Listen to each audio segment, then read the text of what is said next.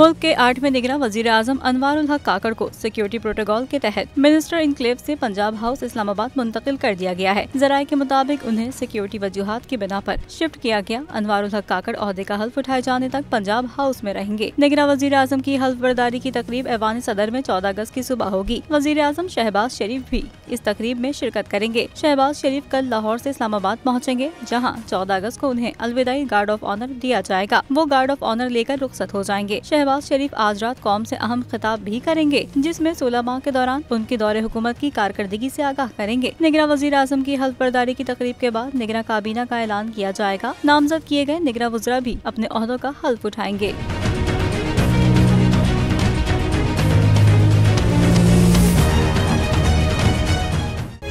तारीख का अमीर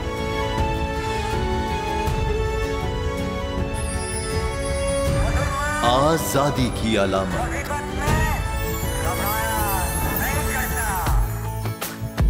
हुस्न का आईनादार, फिक्रो नजरिए की अक्कास,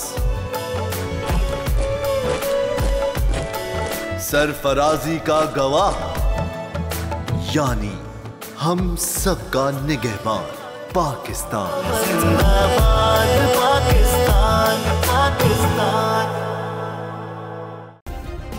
सब्सक्राइब करें और बेल दबाएं ताकि कोई खबर रह न जाए।